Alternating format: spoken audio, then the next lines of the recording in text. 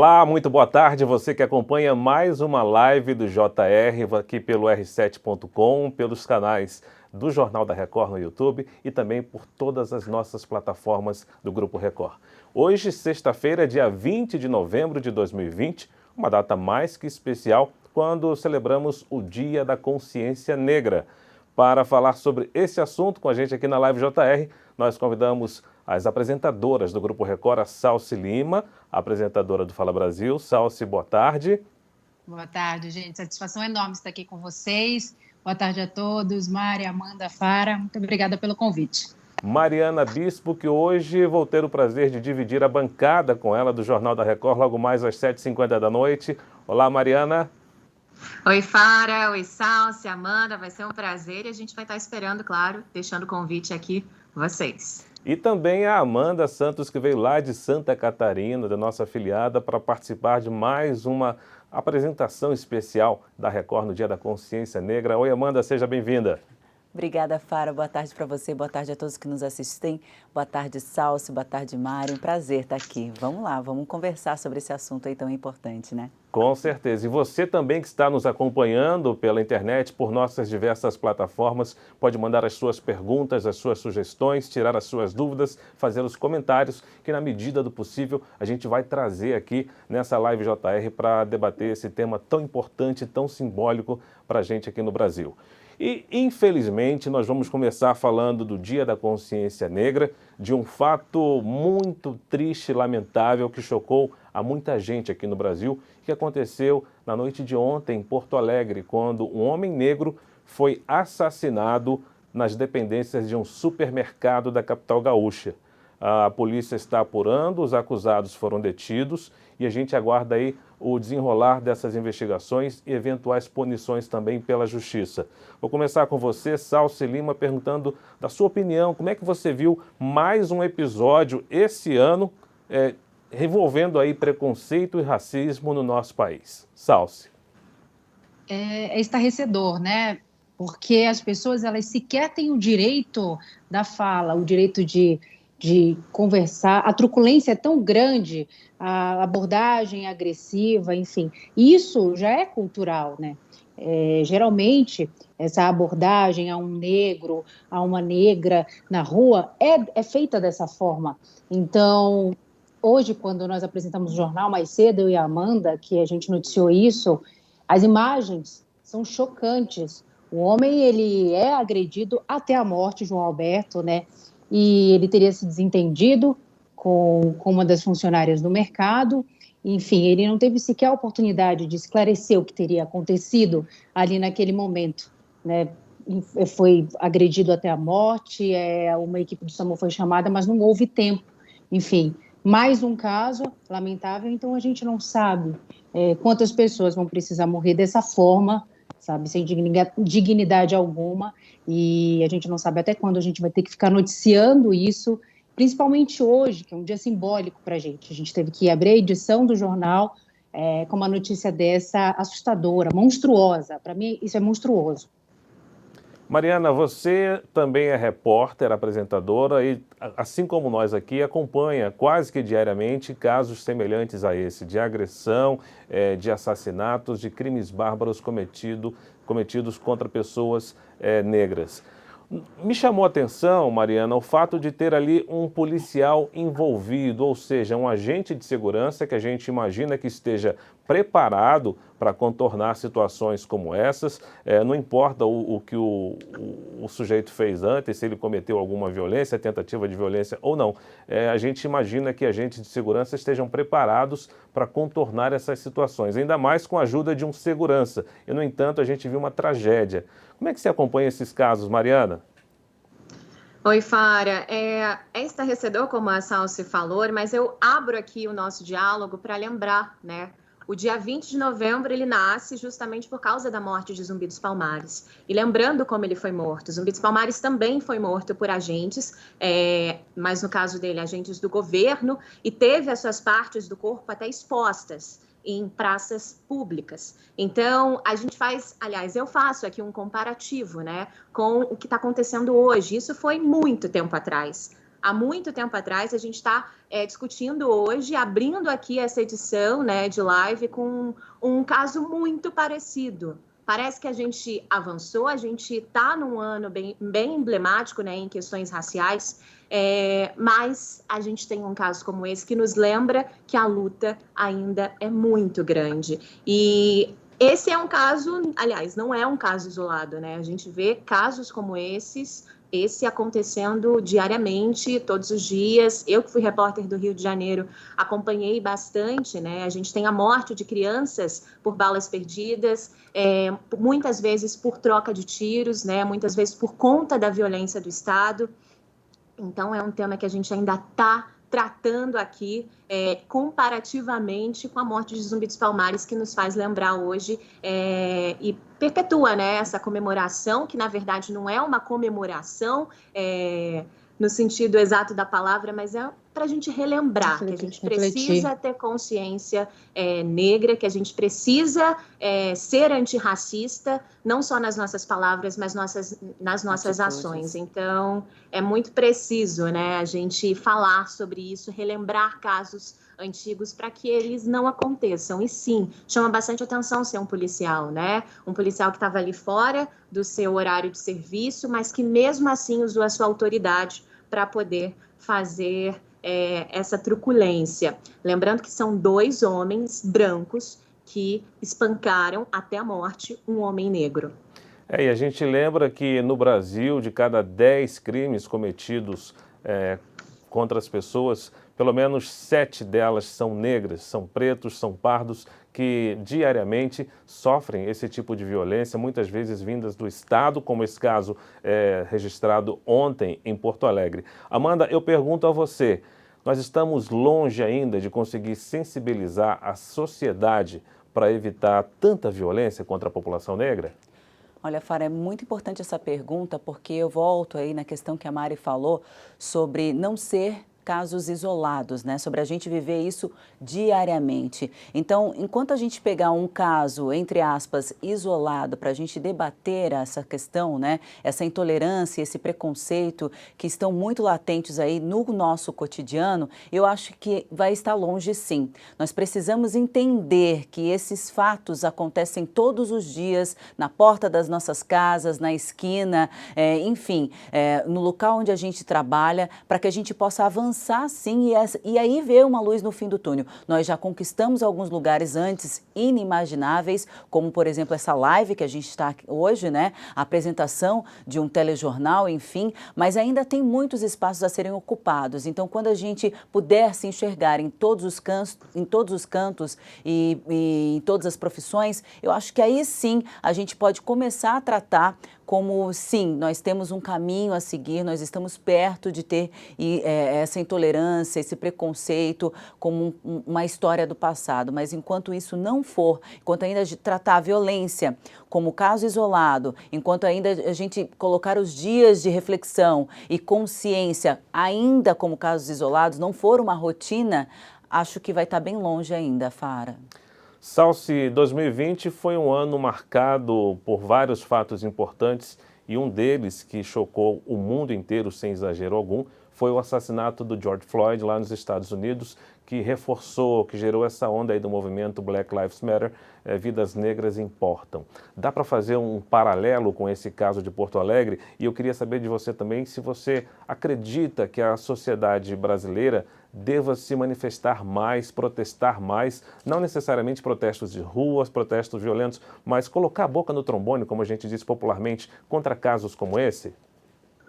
Olha, eu só vou acrescentar uma coisa da minha resposta anterior. Eu acredito que a gente fala muito de situações específicas, mas a gente esquece de olhar também. Esquece não, na verdade tem muita coisa que a gente não sabe que acontece na periferia. A maior parte da população negra está na periferia e essa truculência acontece muito, todos os dias, o tempo inteiro, na periferia. Então, essas pessoas são tratadas dessa forma na periferia, com essa truculência, muitas vezes também por policiais militares, todos os dias, entendeu? Então, é triste, é uma realidade que para eles é considerada, né, comum. Então, a gente deveria, de certa forma, contar com o apoio policial. Nesse momento, esse homem, imagina, ele acabou sendo morto por esses dois homens. E sobre já essa nova pergunta que você fez, sim, eu acredito que os dois casos são semelhantes. Acho que a população brasileira, o racismo, a população sabe que o racismo existe no Brasil, que o racismo está mais vivo do que nunca no Brasil, só que a população não assume que pratica. Não adianta falar que é antirracista, falar que eu tenho um amigo negro. Não sou racista, eu tenho até um amigo negro, eu tenho até pessoas nas minhas redes sociais negras. Então, é preciso a gente aprender a enfrentar o racismo, combater diariamente práticas que foram reproduzidas, que estão sendo reproduzidas durante muito e muito tempo e que muita gente nem percebe que faz isso, né? Acaba saindo assim de maneira rotineira e as pessoas não conseguem perceber o quanto o nosso país ainda é racista. Então, eu acho que o comportamento diário, as pequenas atitudes, elas já nos ajudariam a mudar muito. A população negra está muito presente nas universidades, esse foi um grande avanço para a gente, na literatura, na política. Então, eu acho que a gente tem caminhado bem, mas eu acho que acredito que a gente ainda precisa muito de respeito e a população brasileira precisa enxergar, sim, que é racista. Enquanto a gente não reconhecer isso, enquanto eu não perceber que eu faço uma brincadeira de mau gosto com uma pessoa, que eu vou machucar uma pessoa, que não é certo, que eu não devo reproduzir aquilo que eu ouvi na minha casa, enfim, eu não vou parar, não vou combater esse ciclo, entendeu? Que não, infelizmente, a gente ainda não enxergou um fim, mas eu acredito que eu tenho esperança. Essa é a minha palavra. Eu tenho esperança, sem dúvida alguma. Acho que a gente chega lá. Posso fazer já... Opa! Mário, vou passar para você só para ilustrar o que a Salsi acabou de dizer. Ontem, nos telejornais da Record, nós mostramos aqui o caso de um homem que foi agredido covardemente por 2 policiais militares aqui em São Paulo. A cena foi registrada por moradores que filmaram por telefone e enviaram à imprensa, e a gente ficou mais uma vez constrangido e sem entender por que a população negra, trabalhadores, muitas vezes sofrem essa violência excessiva por agentes de segurança. Outra coisa que você disse, Mari, Salsi, sobre o Brasil lidar com esse problema de racismo, é que uma pesquisa feita pelo Instituto Paraná de Pesquisas, esse ano, em 2020 ainda, aponta que 61% dos brasileiros reconhece que o nosso país é racista e 59% das pessoas ouvidas pela pesquisa afirmaram que já presenciaram um ato de racismo ou preconceito no país. Nossa. Mariana, você ia falar, você está com a palavra. Obrigada, Fara. Eu ia complementar a fala da Salsi, porque ela trouxe questões bem interessantes para a gente discutir justamente o racismo estrutural, né? Que é justamente a piadinha de mau gosto, que muito é normalizada em todas as áreas e setores, tanto no mercado de trabalho, quanto na nossa família, na escola, na faculdade. Então, eu trago aqui o conceito mesmo de racismo estrutural, que é uma coisa de acordo com o Silvio Almeida, que é um escritor que fala muito sobre isso, né? Um advogado escritor que fala sobre o racismo estrutural, tem até um livro sobre o assunto. Ele fala que a gente aqui na sociedade brasileira, a gente naturaliza o racismo, por isso ele é estrutural. É como se ele fosse normal, não fosse uma coisa anormal. Perdoável, não deveria, né? A gente está lutando. Como se fosse uma brincadeira. Né? Como se fosse uma brincadeira, a gente está lutando para que ele não seja mais visto assim. Mas por isso, é uma sociedade estruturalmente racista, porque essa sociedade é construída nesse pensamento de democracia racial, que é um pensamento que a gente vem aí escutando até nas nossas aulas, né, escolares no ensino fundamental, desde o apagamento mesmo da história de África nas escolas, da nossa história, né, dos nossos ancestrais, até hoje em dia, né? A gente está lutando ainda para que esse ensinamento, para que essa educação mesmo de ancestralidade, quando a gente fala de ancestralidade, a gente fala de história mesmo do povo negro, né? Quem aí, eu imagino que ninguém, mas quem aí sabe, por exemplo, de onde vieram seus tataravós?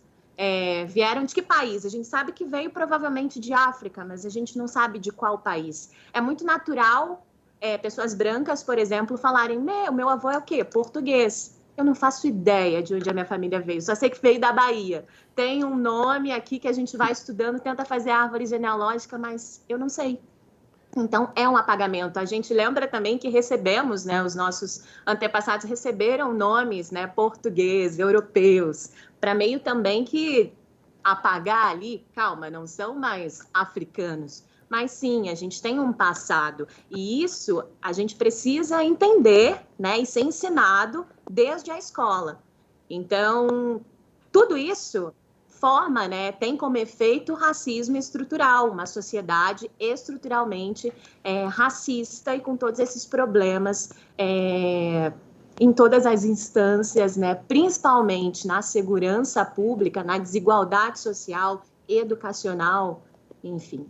É isso. Bom, nós convidamos a nossa audiência, as pessoas que nos acompanham, a formular perguntas. A gente já tem aqui a participação da Michele Rosa pelo Instagram. Ela quer saber qual a posição nossa referente a cotas em universidades e em concursos. Começando com você, Amanda, qual a sua opinião sobre cotas?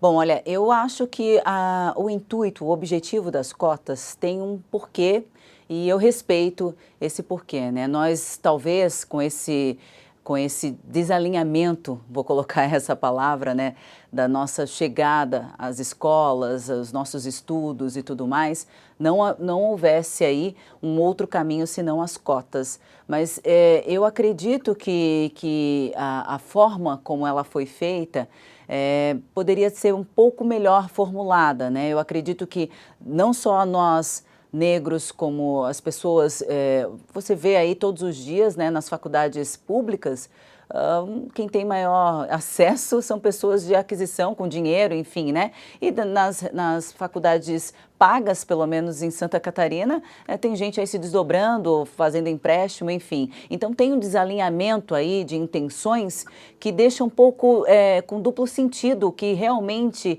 são as cotas, né? Por isso, na verdade, eu concordo que elas existam, mas eu acho que a forma como elas foram formuladas, como elas foram colocadas em práticas, é que deixam muito a desejar ainda, né? A intenção foi boa, mas eu acho que elas deveriam ser melhor discutidas. Salso, o que você pensa sobre as cotas raciais? Concordo também com o que a Amanda disse, acredito que são necessárias as cotas, mas eu acredito que não adianta você estabelecer cotas para as universidades e depois no mercado de trabalho a gente não ter, a população negra não ter essa oportunidade, não ter a mesma quantidade de vagas, né, essa quantidade de vagas não ser igual para os brancos, por exemplo, ou ter essa diferença salarial. Isso, para mim, não bate, entendeu? Então, eu acredito que não fecha, né? Exatamente, é uma conta que não fecha. Eu acho que acredito que tudo precisa ser revisto. Se é para ser justo, a gente tem que ser justo, né? De uma maneira total. Então, eu concordo com as cotas, mas eu acho que ainda falta muita coisa aí para a gente fechar essa conta. Bom, eu queria registrar aqui também a participação da Maristela Amado, a Aline Marcelli e o Claudemir acompanhando a gente pelo Instagram e também a Cláudia Cristina. Salso, você falava aí sobre o acesso ao mercado de trabalho. Esta noite, no Jornal da Record, nós vamos apresentar uma reportagem que fala exatamente sobre isso. Fala sobre as dificuldades e também as vitórias de 3 gerações de negros aqui no Brasil. E um dos pontos dessa reportagem que eu estou produzindo com os nossos colegas do Jornal da Record, fala exatamente sobre isso, sobre o acesso ao mercado de trabalho. Existe já empresa especializada em colocar no mercado de trabalho, seja como trainee, seja como já um funcionário contratado e até mesmo em alguns casos em cargos de confiança, em cargos elevados. É uma realidade que começa a mudar do Brasil. Mariana, como é que você vê, por exemplo, essas políticas afirmativas que são implantadas aqui no país para tentar exatamente reverter esses quadros? É a Mariana mesmo, né, Fara? Você começou falando com a Salso. Eu peguei um gancho da Salso para fazer a pergunta para você. Tá bom, só para a gente organizar. Então, eu vejo com muito bons olhos, na verdade, as cotas raciais, as ações afirmativas são definitivamente um ponto ali de acesso para pessoas negras. no mercado de trabalho, não, no sistema educacional. Essas cotas, né, porque são ações afirmativas? São ações afirmativas porque a gente vem aí de um legado de exclusão, né? 1888, a abolição da escravatura, não se pensou ali em como incluir aquela mão de obra que estava até então servindo como mão de obra escrava. Na verdade, vieram imigrantes para cá e a gente acabou ficando ao léu. Então, a gente está pensando, desde que as cotas foram implementadas, né, as ações afirmativas, nessa inclusão tardiamente. Eu queria muito que a gente não precisasse falar sobre cotas. Sim. E que a gente não precisasse das cotas para poder incluir a população negra no sistema educacional aqui no Brasil. Mas, infelizmente, a gente realmente precisa delas. O ponto que a Amanda e a Salsi trouxeram é que, sim, a fiscalização desse sistema, ela é completamente estranha, né? Porque a gente vê... Muito falha. Que a gente vê pessoas brancas, por exemplo, com situação, com poder aquisitivo enfim, com estudo bastante até especial, né, entrando com cotas raciais nas universidades. A gente teve vários casos esse ano, né, que estamparam aí se autodenominando negros para entrar através de cotas.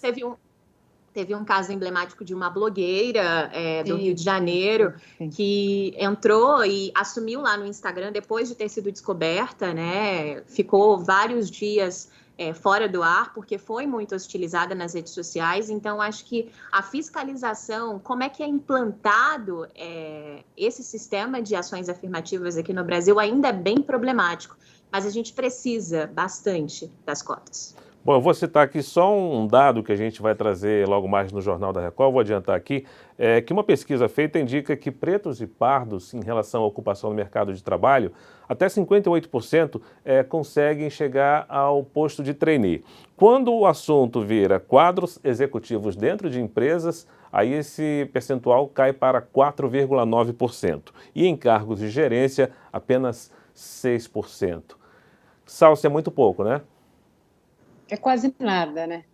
Eu lembro que no ano passado, quando nós fizemos a série Sem Vaga para o Racismo, nós falamos exatamente, mostramos um caso parecido, que eu acho que ele estava concorrendo a uma vaga para gerência, alguma coisa assim, e aí quando ele participou de alguma reunião e que viram que ele era negro e falaram assim, não, você não está qualificado, não tem tudo que a gente precisa. E aí, na hora, ele entendeu o que estava acontecendo ali, né? Então, é muito triste, né? Imagina só, você ter cotas, você estuda, você se prepara, você tem o acesso, e quando chega na hora de você conseguir, de fato, uma vaga, uma oportunidade no mercado de trabalho, você não consegue porque você é negro. Você novamente é excluído, né? Exatamente, não tem cabimento. Então, isso também precisa ser revisto, sabe? E eu acho que a gente precisa também pensar muito nessas empresas que agora estão abrindo inúmeras oportunidades, até que ponto os negros podem chegar nessas empresas, né? Porque tem muita gente que fala, não, aqui a gente tem uma política de inclusão e tudo mais, mas será mesmo? Será que eles entendem de fato o que é inclusão, entendeu? Será que eles trabalham, de fato, essa ideia? Inclusão vai muito além de contratar um estagiário negro, um trainee negro, vai muito além. Você entender a realidade dessas pessoas, você entender as dificuldades dessas pessoas. Tem muitas pessoas que vêm de uma insegurança, a maioria de nós temos inseguranças já dentro da gente, que a gente carrega, entendeu? Então, as pessoas precisam entender isso, entender um pouquinho mais do que é o racismo, das oportunidades que as pessoas precisam ter. As pessoas muitas vezes também precisam de apoio, precisam daquele incentivo. Acho que incentivo é uma palavra forte também quando a gente está falando de negros e negras no mercado de trabalho. E esse é o meu ponto de vista. Não adianta a gente ter cota para inserir negros e negras no mercado de trabalho e não ter oportunidade de trabalho de fato. Ou se tiver oportunidade de trabalho, você só pode chegar até determinado ponto, porque depois você não pode mais, você é negro. Isso, para mim, é completamente uma injustiça sem tamanho.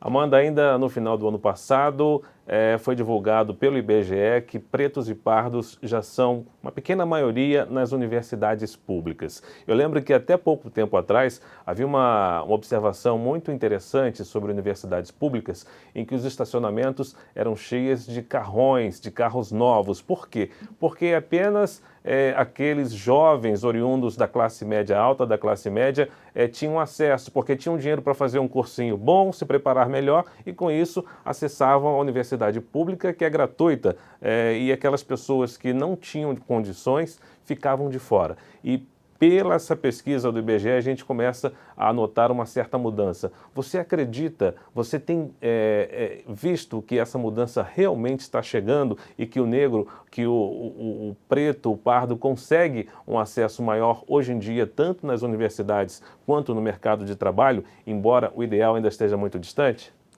Eu acredito que a gente vem dando passinhos. Passos já não são de formiga, mas são passos, né? E eu acho que a gente está aí nesse debate, inclusive, falando exatamente sobre isso, né? Nós estamos avançando, passos lentos, mas estamos no caminho sim. Essa realidade ainda não é vista, pelo menos na minha região, assim, com grandes olhos, né, os carros mudando, já não são mais tão carrões e tudo mais. Sei que é uma realidade do país, né, mas ainda estamos longe dessa diferença, dessa discrepância, né? Uma coisa que eu queria complementar com relação ao que a Salsi falou, que é uma conta que não fecha, enfim, e também juntando com o que a Mari falou sobre a questão da representatividade, da nossa infância, da nossa história, que não pode ser esquecido o nosso passado, né?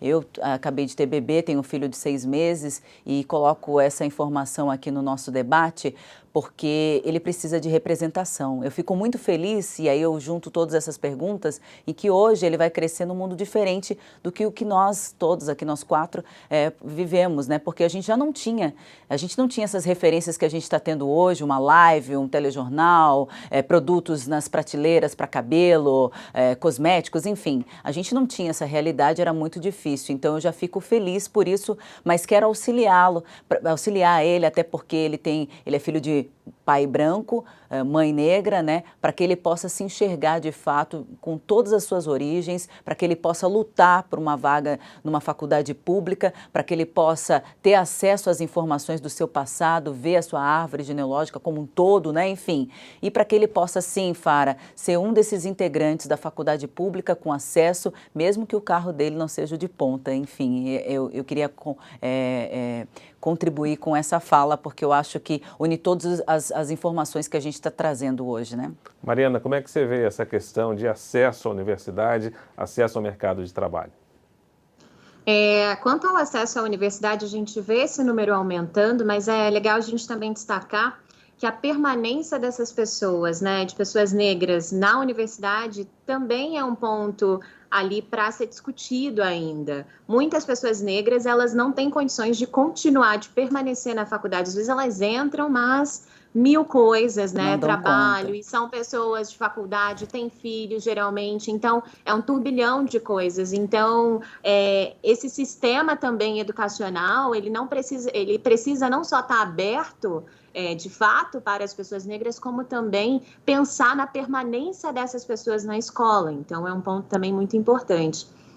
Você trouxe dados também sobre a questão do mercado de trabalho, né, os cargos de liderança. Nós fizemos uma matéria hoje para o Fala Brasil falando sobre isso. Eu entrevistei o primeiro reitor negro do Brasil, que é o José Vicente, reitor da faculdade que ele mesmo criou. Eu acho isso ótimo, né? Assim, sim, ele fala até uma fala engraçada, assim. Eu estava preocupado, não tinha reitor negro aqui no Brasil, então resolvi fazer o quê? Criar minha própria faculdade para eu poder ser o reitor negro, o primeiro reitor negro aqui no Brasil. Então é isso, a Amanda falou dos passinhos, a gente está caminhando.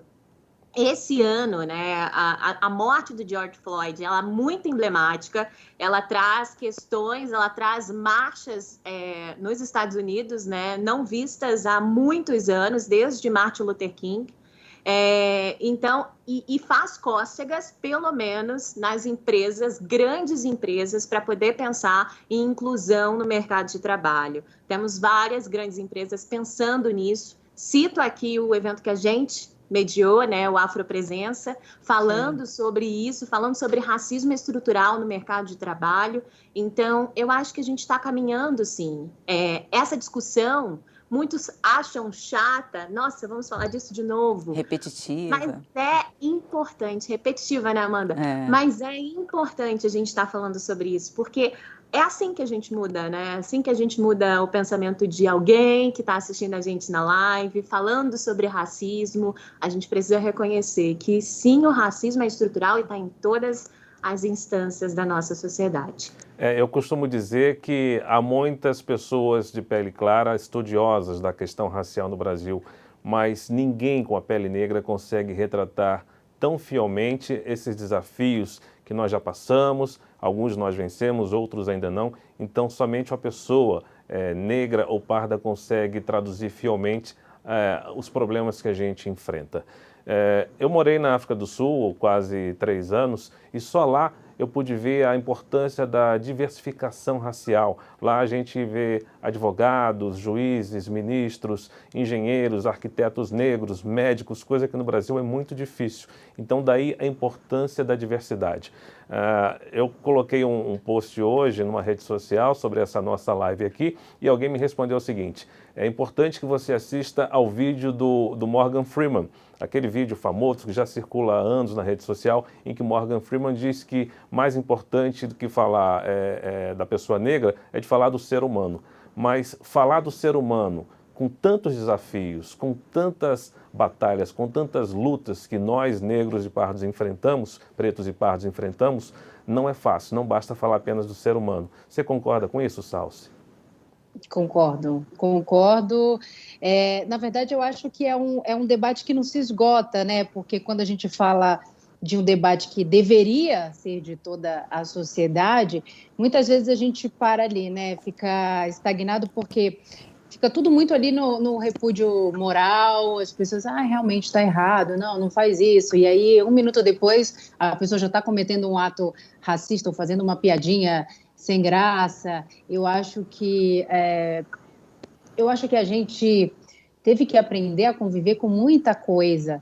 E eu enxergo que não adianta mais a gente bater de frente. Eu acho que já fomos muito agressivos em determinados momentos, então chega uma hora que cansa e você passa a responder de outra forma. Você segue o seu caminho de uma maneira mais pacífica, obviamente, mas você passa a responder muitas questões com o seu trabalho, você trilha o seu caminho com o seu conhecimento, mas eu percebo que a insegurança, tem muitas questões que ficam na gente e que só a gente sabe o que a gente passou, só a gente sabe o que a gente ouviu, e coisas que são difíceis da gente esquecer, né? Que marcam. Então, é o que você disse, né? Tudo bem, cada ser humano tem sua história, tem sua vida, mas eu acho que pro negro, pra negra, nós negros, a gente tem uma bagagem, a gente tem uma herança pesada aí que eu acho que faz da gente muito mais vitorioso em determinados momentos da vida, por saber contornar tudo isso e conduzir a vida, ou pelo menos tentar conduzir a vida de uma maneira mais leve. É isso que a gente tem tentado fazer, assim. Eu costumo dizer... Vai lá, Mari. Opa, desculpa, Fara. Imagina. Era só para complementar. É um prazer ouvir você também. Vai lá, fica à vontade. É porque você trouxe o conceito de ser humano, né, que Morgan Freeman fala muito, mas o próprio conceito de ser humano é um conceito colonial. Então, é como se nós negros, por muito tempo, não estivéssemos dentro desse conceito. É como se por muito tempo a gente não fosse considerado ser humano. Por isso que é muito complicado ainda a gente falar que somos todos seres humanos. Somos, mas nós precisamos ser tratados como seres humanos. Então, é um negócio meio complexo, entendeu? É como se a gente ainda não tivesse sendo tratado como. O que aconteceu hoje com o João Alberto Silveira é um exemplo. O que aconteceu com George Floyd é um exemplo. O que aconteceu com Zumbi dos Palmares há anos atrás é um exemplo. Então, é uma discussão ainda um pouco complexa. É porque somos seres humanos, mas estamos isolados, né, socialmente de direitos, a gente pode dizer isso? Como que funciona, né? Não dá para entender. Né? Então, assim, é muito fácil a gente falar, a gente julgar, não, falar sobre isso de novo. Vocês não acham que tá pouco, tá muito? Não acho, acho que tem que falar mais. Eu acho que tá pouco, acho que a gente tem que continuar conversando, continuar esclarecendo. E eu recebi... E outra coisa... Eu também recebi essa mensagem na rede social para assistir esse vídeo. Até para complementar... Ele mandou. Perdão, Salsi. Até para complementar essa questão que a Mari muito bem falou do racismo estrutural, né? A gente só vai se incluir, só vamos de fato ser seres humanos ou reconhecidos como, né? Quando a gente parar de sofrer esses racismos estruturais como se fossem brincadeiras naturais, né? A gente vive isso com bastante frequência, a Mari falou, eu acho que é bom a gente falar sobre isso nesse momento tão importante de debate, porque é muito comum as piadas, né? As brincadeiras, as pessoas tratam você, se você é negro, mas tem a pele um pouco mais clara, é como se fosse um ganho, uma vitória. Nossa, mas você não é negra, né? Expressões muito comuns que são usadas no dia a dia, como um criado mudo. Enfim, as pessoas precisam se conscientizar desse racismo estrutural, o que é, como funciona, como evitar. É racismo sim, para que a gente possa, de fato, estar incluso nesse ser humano, né? Porque... é ser humano, eu não sou racista, como a Salsi falou, não sou racista, eu tenho até um amigo negro e tal, já é uma fala que contém racismo estrutural, né? Então fica uma confusão de conceitos que a pessoa e nem sabe muitas vezes, né? Vem repetindo o que já veio do pai, dos avós, enfim. Então é muito mais complexo e muito mais importante a gente estar em debates como esse do que se imagina, porque é só a repetição de temas do que o que não pode ser feito e como não agir, é que vão levar a gente, de fato, a estar incluso nesse ser humano, né? Eu acredito nisso. Olha só, a Cláudia Almeida manda uma mensagem aqui pelo Instagram dizendo o seguinte: sou preta, adotada por mãe branca e sempre perguntavam se eu era filha da empregada. Situações que a gente não cansa de ver, lamentavelmente, nos tempos de hoje, né? Com certeza. Desculpa, eu comecei falando. Meu filho tem a pele clara, meu bebê de 6 meses, meu mais velho de 20 anos tem a pele um pouco mais... é um dos maiores questionamentos, já venho falando com ele desde já, né? O mais velho já tem essa ciência, mas muitos de nós passam por isso, né, Salsi, né, Mari? Vou pegar então aqui. Muitas de nós passamos sim por isso, né? O próprio conceito da babá, né? Ali, muitas mães, como a Amanda, por exemplo, tem um filho mais claro, geralmente passeando com o filho ali, em algum momento vai ser perguntada, é seu filho mesmo, né? A gente tem muitos problemas, né, em relação ainda ao colorismo, né? Tons de pele, somos negros, mas existem tons mais retintos, tons mais claros.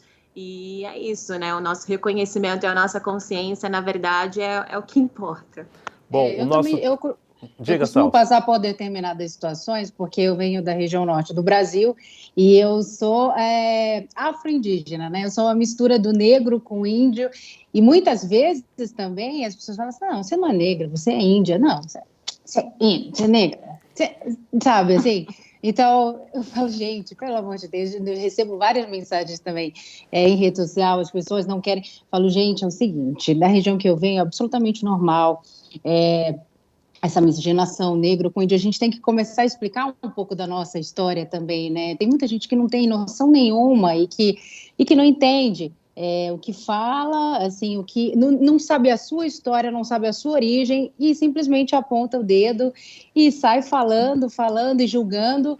E aí a gente tenta esclarecer um pouco as coisas, né? Eu acho que a gente precisa conversar mesmo, muito mais, principalmente para a população brasileira começar a entender a sua história. A gente não sabe, o povo brasileiro não sabe a sua origem, a sua história, aquilo que a Mari falou lá no início da live, né? A gente não sabe muita coisa da nossa história.